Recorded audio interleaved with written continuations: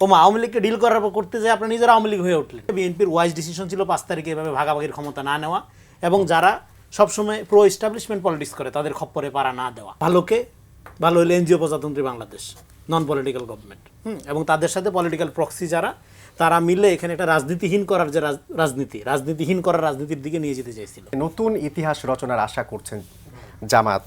বিএনপিও বলছে তারা আত্মবিশ্বাসী এককভাবে জয়ের ব্যাপারে। তাহলে দুই পক্ষই যদি কনফিডেন্ট থাকে, সেখানে ভোট নিয়ে এত শঙ্কা বাড়ছে কেন? ভোট নিয়ে শঙ্কাটা প্রথম তৈরি করা হয়েছিল এই গভর্নমেন্টের ভিতর থেকে। 5 বছর চাই, 10 বছর চাই, ভোটবিহীন ক্ষমতা ভালো। হ্যাঁ, জামাত যুদ্ধাপরাধী রাজাকারের দল, বিএনপি সন্ত্রাসী চাঁদাবাজ, হ্যাঁ, এনসিপি হইল কিংস পার্টি, ভালো হইলো এনজিও প্রজাতন্ত্রী বাংলাদেশ, নন পলিটিক্যাল গভর্নমেন্ট, এবং তাদের সাথে পলিটিক্যাল প্রক্সি যারা, তারা মিলে এখানে একটা রাজনীতিহীন করার যে রাজনীতিহীন করার রাজনীতির দিকে নিয়ে যেতে চাইছিল। সেখান থেকে প্রথম শঙ্কা।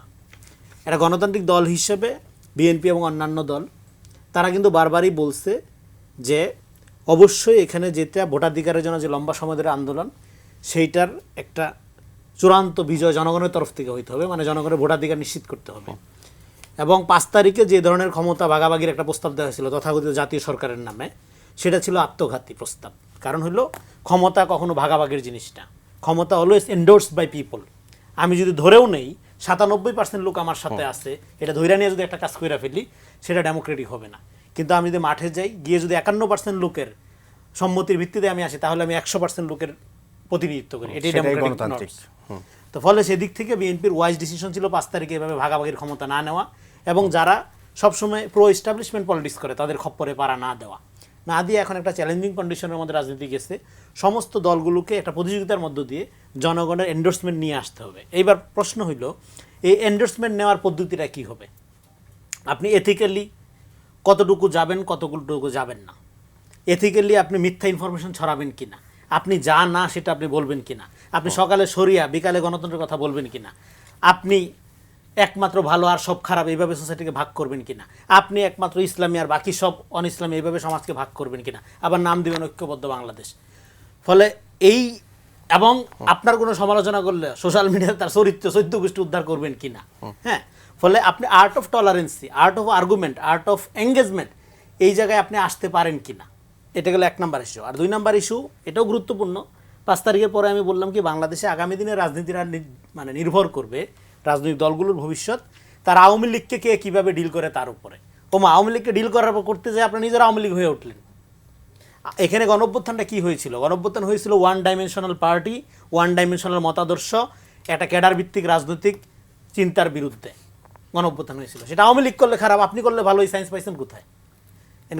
Development should be inclusive development. কিন্তু কেউ কি আওয়ামী লীগের করছে? হ্যাঁ, আওয়ামী লীগের আমলে কোনো ছাত্রলীগ যুবলীগের ডেভেলপমেন্ট তো বাদ ছিল না।